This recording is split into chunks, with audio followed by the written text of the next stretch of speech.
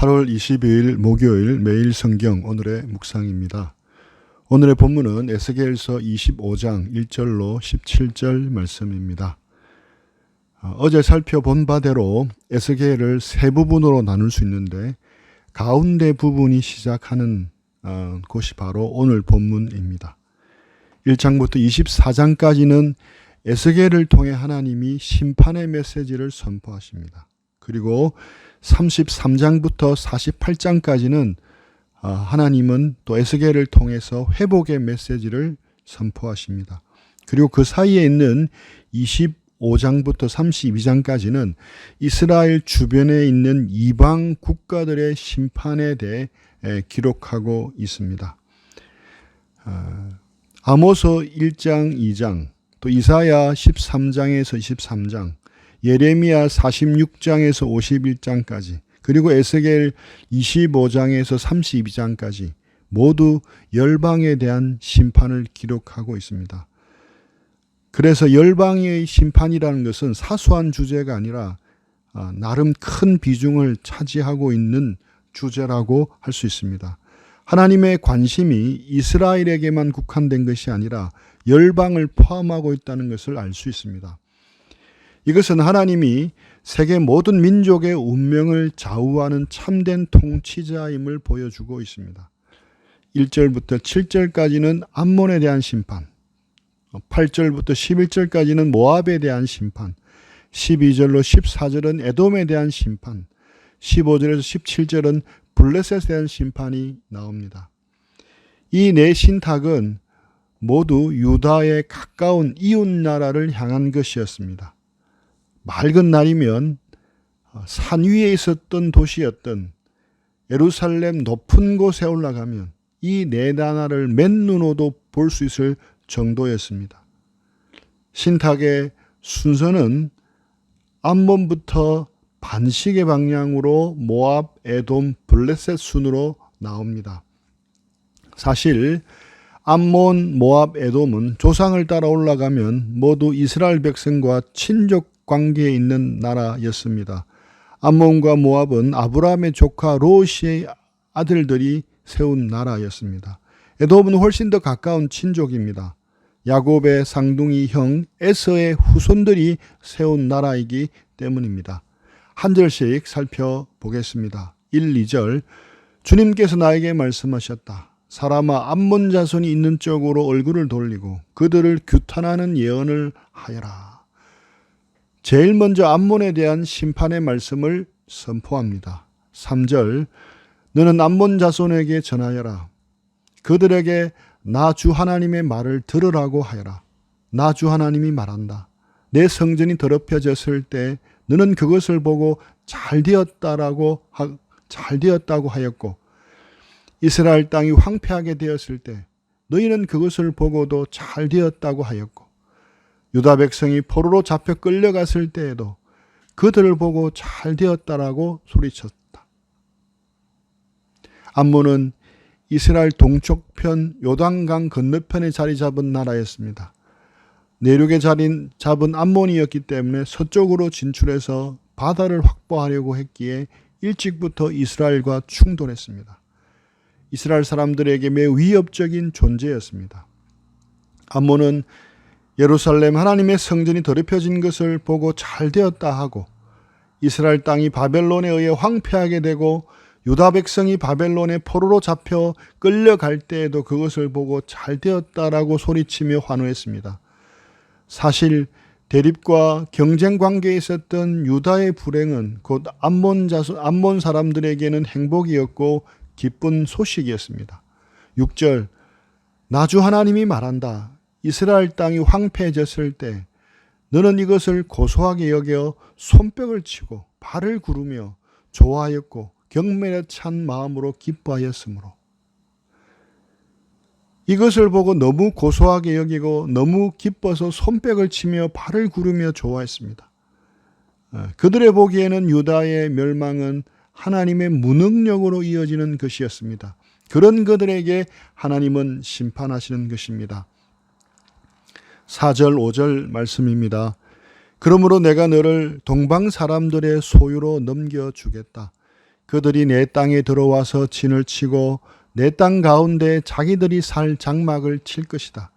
그들이 내 땅에서 나는 열매를 먹고 내 땅에서 나는 젖을 마실 것이다. 내가 랍바를 낙타의 우리로 만들고 암몬 족속이 사는 곳을 양떼가 눕는 곳으로 만들겠다. 그때야 너희가 비로소 내가 주인인 줄을 알게 될 것이다. 암몬을 동방 사람들에게 소유로 넘겨 이들이 거처를 마련하고 그 땅의 열매와 우유를 먹게 하십니다. 그리고 암몬의 수도 랍바는 동방 사람들에게 점령되어 낙타의 우리가 되고 암몬 땅은 양의 우리가 됩니다. 7절 내가 내 손을 뻗쳐서 너를 치고 네가 여러 민족에게 약탈을 당하도록 너를 넘겨주겠다. 내가 이렇게 너를 만민 가운데 끊어버리며 여러 나라 가운데서 너를 망하게 하겠다. 내가 너를 망하게 놓아두겠다. 그때야 너는 비로소 내가 주인 줄을 알 것이다. 하나님께서 여러 민족들이 암몬을 약탈하게 하시고 나라 가운데서 완전히 멸망시켜 버리시겠다고 하십니다. 실제로 암몬은 유다가 멸망한 후 6년 뒤에 바벨론의 공격을 받아서 지상에서 사라져 버리게 됩니다. 8절 나 주 하나님이 말한다. 모압이 말하기를 유다 족속도 모든 이방 백성이나 다름이 없다고 한다. 다음은 모압에 대한 심판의 말씀입니다. 모압도 암몬과 다르지 않습니다. 유다의 멸망을 바라보면서 유다 족속도 모든 이방 백성과 다름이 없구나 하면서 유다의 멸망을 조롱했습니다. 우리는 하나님의 백성이라 떠들 때 알아봐서 별 수 없잖아. 망하는 건 마찬가지잖아. 라는 식이었습니다.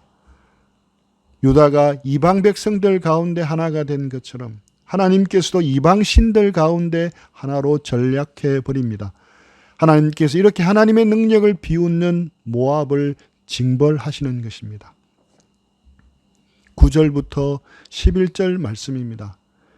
그러므로 내가 모압의 국경 지역에 있는 성읍들 곧 그 나라의 자랑인 벤여시몬과 바알무온과 기라다임이 적의 공격을 받도록 허용하겠다. 나는 암몬 족속과 함께 모압도 동방 사람들의 소유로 넘겨주어 이방 백성 가운데서 암몬 족속이 다시는 기억되지 않게 하겠다.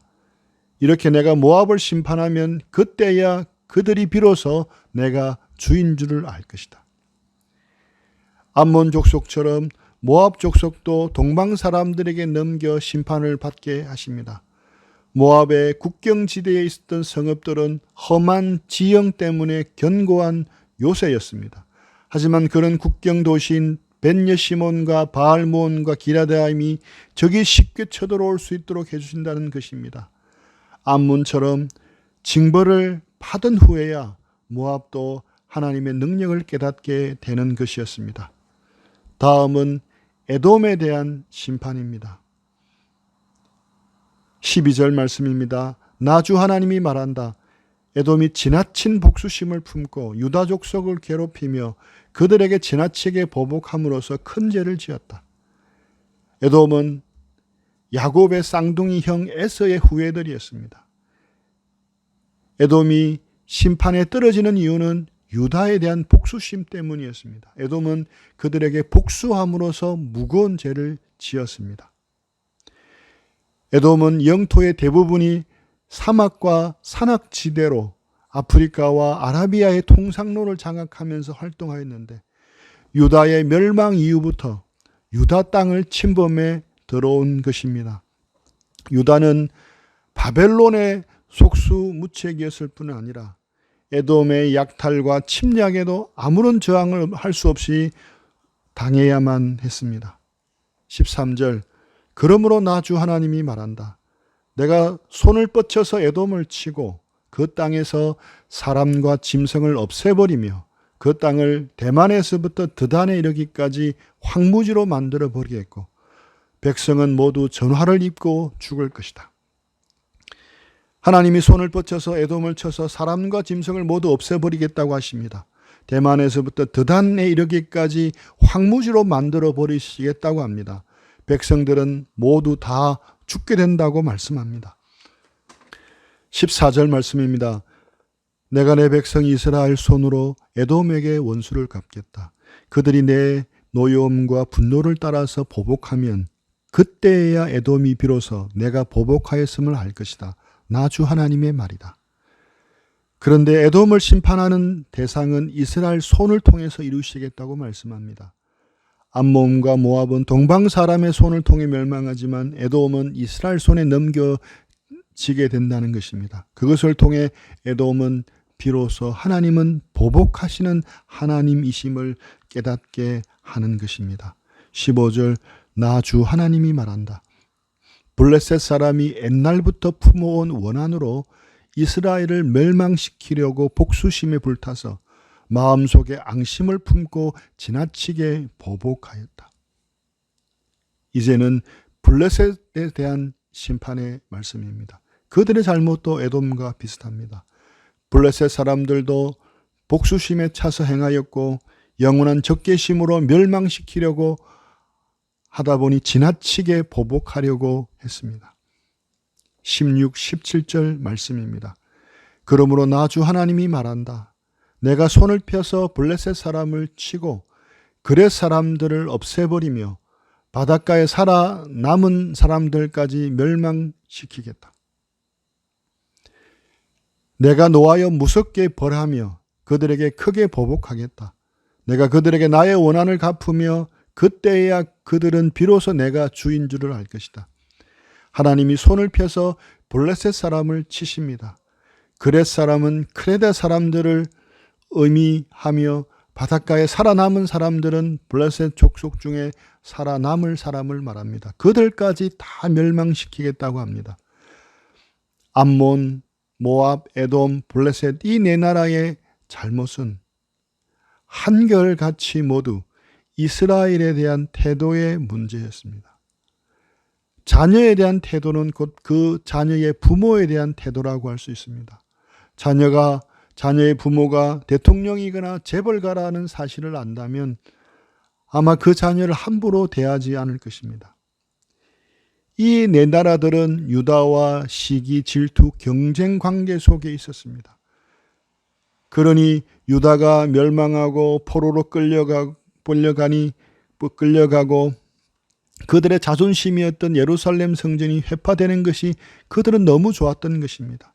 그들의 소원대로 그들이 마음속에 저주한 대로 된 것이라 즐거워했던 것입니다. 창세기 12장 3절 말씀이 생각이 났습니다. 너를 축복하는 자에게 내가 복을 내리고 너를 저주하는 자에게는 내가 저주하리니 땅의 모든 족속이 너로 말미암아 복을 얻을 것이라 하신지라. 아브라함에게 하신 약속이기에 이 약속은 이스라엘 남유다 사람들에게도 동일하게 적용이 됩니다. 하나님의 백성을 축복하는 자에게 복을 주시고 하나님의 백성을 저주하는 자를 하나님이 저주하신다는 말씀이 그대로 오늘 본문에 적용된 겁니다. 저는 이 말씀을 좋아합니다. 사실 주님을 위해 헌신하고 섬긴다 하지만 언제부터인가 제가 참 많이 오히려 섬김을 받고 있다는 생각도 해봅니다. 저는 그냥 유통하는 자일 뿐임을 알게 되었습니다. 내가 섬기는 것은 내가 누군가에게 섬김을 받아서 그것을 나누어 주는 것임을 알게 되었습니다. 작년에 맨 땅에 헤딩하듯 개척 사역을 시작하면서 여러분들로부터 눈물겨운 많은 섬김을 받았습니다. 지금 수원에서 이렇게 살아가며 사역하는 것 자체가 기적이라 느껴질 정도입니다. 언젠가 하나님께서 복을 주셔서 그들에게 다시 갚을 수 있는 날이 오기를 간절히 소원하고 있습니다. 이런 부담이 있는 제게 이 말씀이 참 유한 일이었습니다. 너를 축복하는 자에게 내가 복을 내리고 하나님이 저를 축복하는 자에게 복을 주신다는 이 말씀이 너무 좋았습니다. 제게 부담을 줄여주는 말씀이었습니다. 저희를 위해서 기도해 주시는 분들, 헌금해 주시는 분들, 여러 가지로 섬겨 주시는 분들, 사실 늘 받기만 하는 것 같아 부담스럽지만 그래도 그분들을 하나님께서 축복해 주신다고 약속하셨기에 하나님이 갚아주시도록 이 말씀을 가지고 소원을 두며 기도하고 있습니다. 그런데 오늘 이 말씀을 또 묵상하면서 다른 각도에서 새롭게 깨달은 것이 있습니다.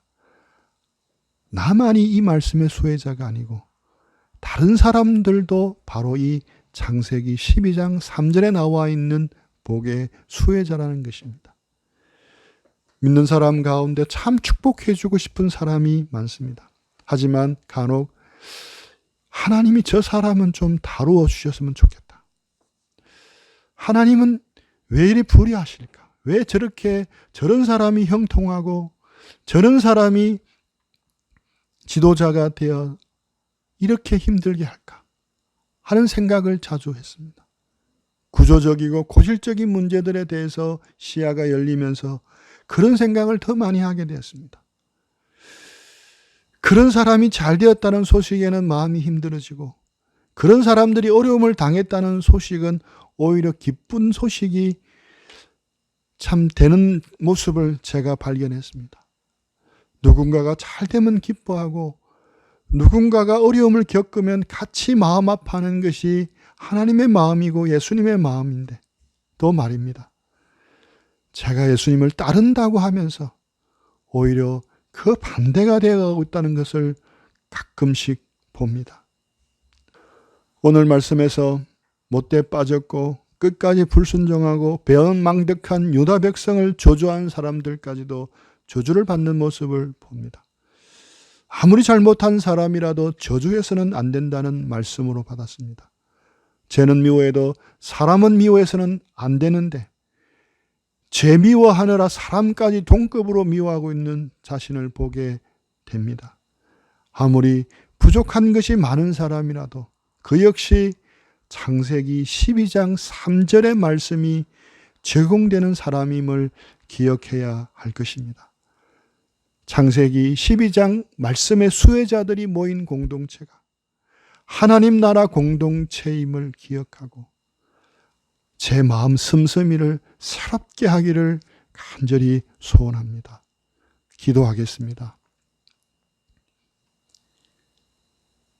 너를 축복하는 자에게 내가 복을 내리고 너를 저주하는 자에게 내가 저주하리니 땅의 모든 족속이 너로 말미암아 복을 얻을 것이라 하신지라. 하나님 아버지, 지금까지는 저만 이 말씀의 수혜자인 줄 착각했습니다. 하지만 모든 형제자매들, 모든 그리스도인들, 그들의 신앙의 수준과 상관없이 모두 이 말씀의 수혜자임을 깨닫게 되었습니다. 용납하기 힘든 사람들, 불의에 편성한 사람들, 그들의 죄는 지적하고 비판하고 미워해야 하겠지만 그들도 사랑해야 됨을 보여주셨습니다. 주님, 제게 하나님 아버지의 마음을 주옵소서. 그리스도 예수의 마음을 부어 주옵소서. 용서하고 받아주고 용납하는 마음을 부어 주옵소서. 오히려 축복해주는 자리까지 나아갈 수 있도록 인도해 주시옵기를 원합니다. 예수님의 이름으로 기도합니다. 아멘.